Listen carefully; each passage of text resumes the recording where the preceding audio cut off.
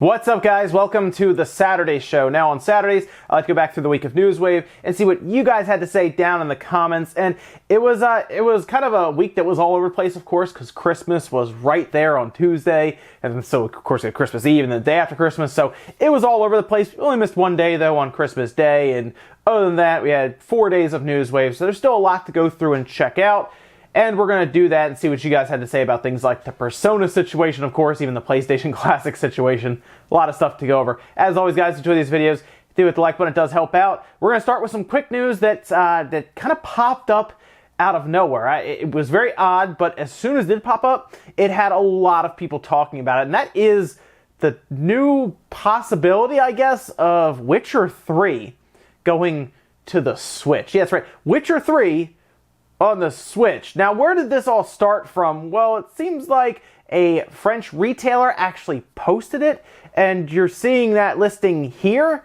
And what's odd about this, there's a couple odd things. One, this website seems to be like completely legitimate. Like looking through their other listings, for example, they have everything that you would assume and nothing crazy, nothing outlandish, nothing that would kind of reflect like Witcher 3 being on the Switch. Like if they just listed all kinds of stuff, I would say, okay, maybe they're just literally listing stuff just to list it, just in case. But they didn't even list like Metroid Prime Trilogy that I saw that at least a few other retailers or say did list in anticipation or hope that it would be announced. But let's look down this, because like Witcher 3 Switch, Namco Bandai actually did distribute it in Australia and New Zealand. And it does say 12 plus for the PEGI rating, which is incorrect because it should be like 18 plus for that game. $60 makes sense. Switch, and then that's about all there. Everything else is all zeros.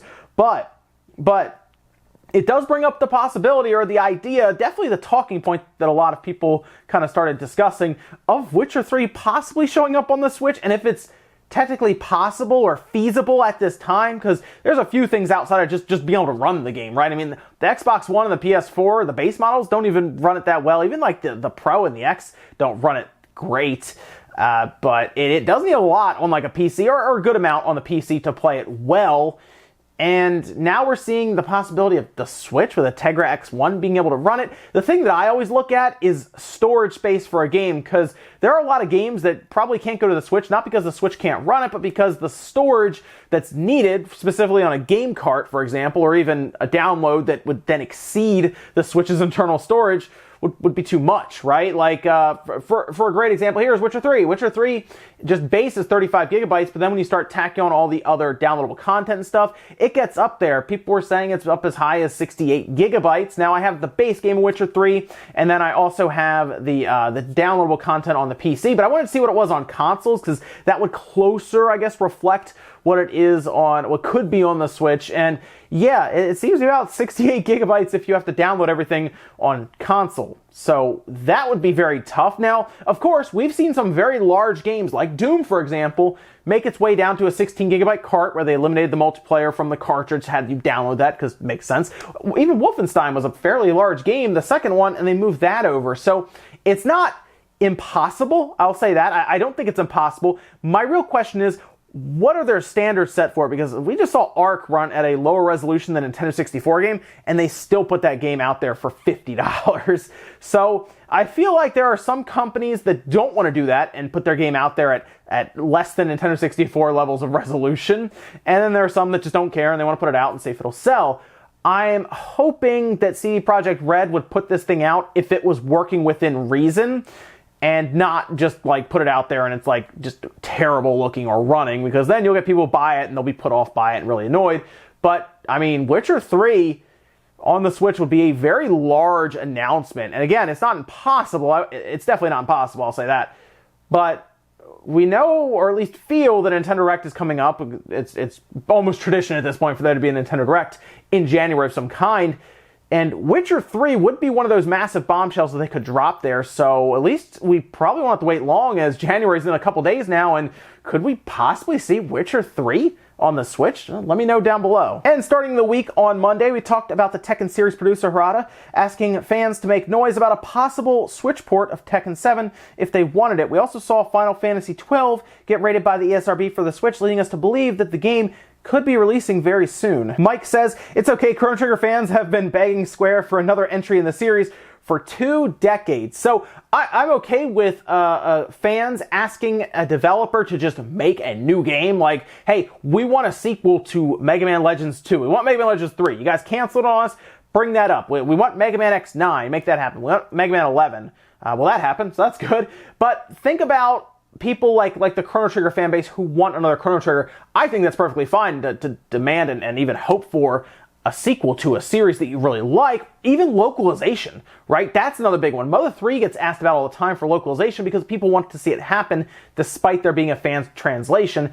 I get that as well. The Yakuza series had that for a while, and then they started bringing them all over. That Secret of Mana collection, by the way, still in Japan. What is going on with that? So I get that, but like asking a Japanese company to port over a game to the system that is about to become the best-selling current-gen system, I guess you'd say, home console, because the 3DS is still way ahead, but home console in Japan seems weird because you figure they would just go to it, right? You really shouldn't have to ask for it at this point with the Switch because it's going to take over Japan. Bandai Namco is a Japanese-based company, so they should know that, and I would assume that they would see that and wouldn't really need you to, but I don't really know what this is all about. Free marketing, I guess. Tuesday, we were, of course, off for Christmas, but we did play Skater XL, and we took a look at the Walmart overpowered laptop. So if you missed those videos, go check them out. Wednesday, we took a look at a URL with the title Persona 5R from Atlus that was moved around and registered to Atlus's name servers. We also saw the Lost Odyssey trademark get renewed 2 years early with a 10-year renewal. Meme says, Super Persona 5 Racing. That's been a joke that's been going around, is like, everyone's hoping for something really cool from this Persona 5 setup. I mean, we had the dancing game, so technically nothing's off the table. They could do a spin-off with Persona, and it's a racing game, right? The big anticipation right now is that it would be a Switch port and it would be moved to what would essentially be a system with the option of obviously being a handheld, because the Vita doesn't technically exist really anymore. It does, but it's certainly not worldwide. It seems to mostly only be sold in Japan at this time. And yeah, they probably missed that. I think a lot of companies are starting to realize that gap there where there's no big handheld that has, I guess, the ability to move some of these games too. And the 3DS, of course, is on its downturn right now. The Switch would fill that gap in, which means it would probably get a lot of these Japanese-based RPGs or just any of these real games come over.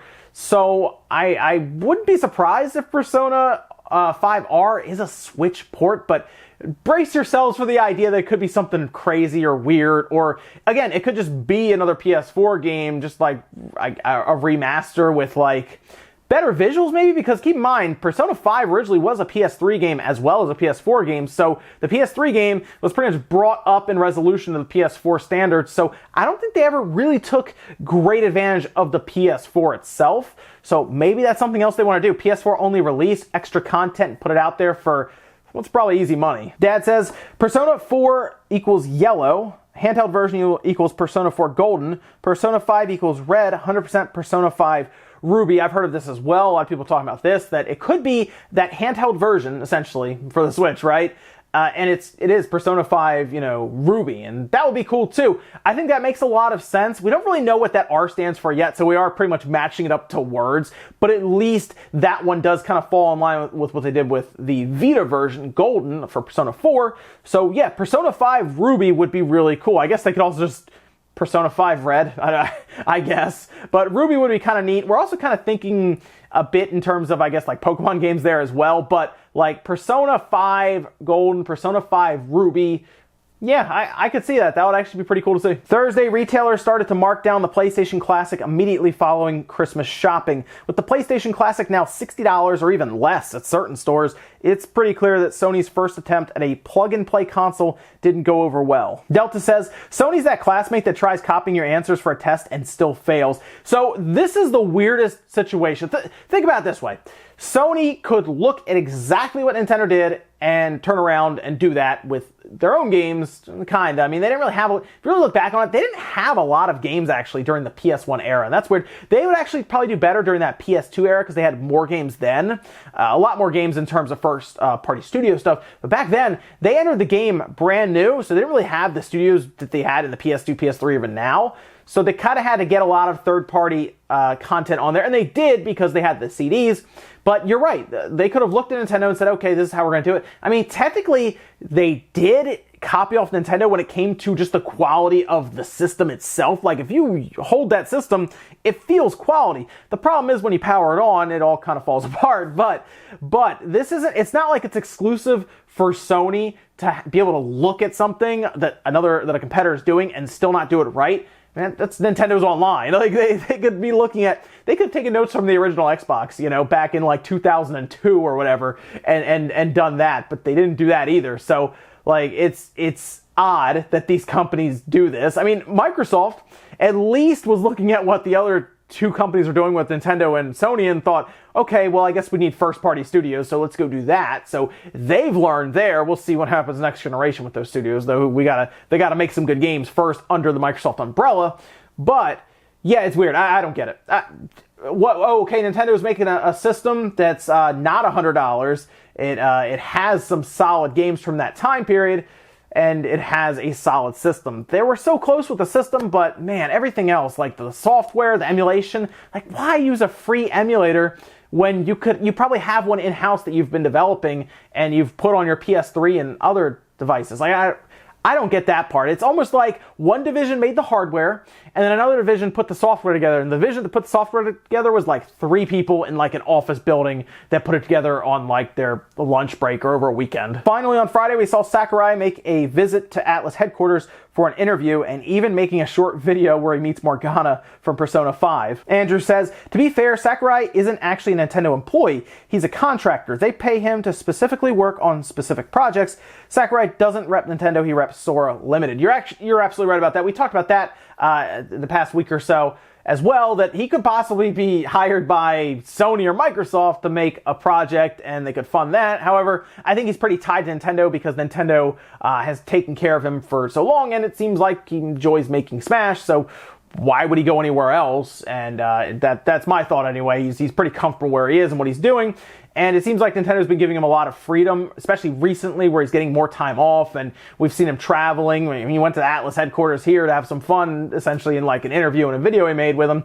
So I do think he's very happy right now and comfortable, despite us making the jokes that he's overworked. I think he has done a good job so far, kind of pulling back from where he was with his Melee, Smash Bros. Melee and Brawl days. So good stuff there, But I do see him going to, say, the Persona headquarters, or Atlus headquarters. Technically, it's Persona headquarters, basically. But he goes there, and it's not like he picked the downloadable character, right, being Joker.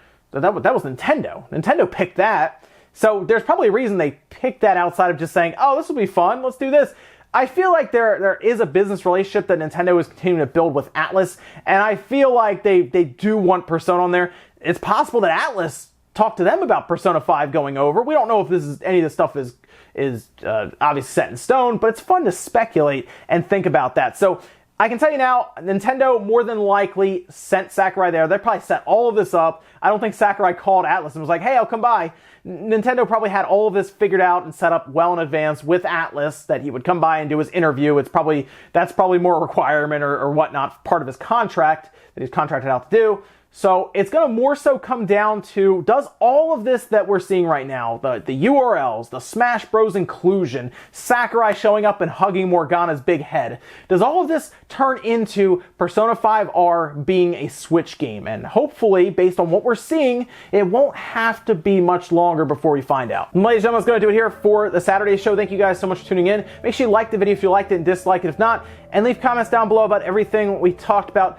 Whether it is Persona 5R, do you think it's just a re-release of Persona 5 with new content and stuff specifically for the PS4 and not the PS4 and the PS3? Or do you think this is it and the Switch is getting Persona 5? Also, what about this Witcher 3 business on the Switch? Let me know if you think it's possible and if you think it's going to happen. Witcher 3 on the Switch. Witcher 3 as a portable game, that like blows my mind to think about, but you never know, I guess, right? Doom and Wolfenstein blew my mind when I first saw that shown in that presentation, so you never know, right, at this point, right? Thanks guys for watching, and I'll see you next time.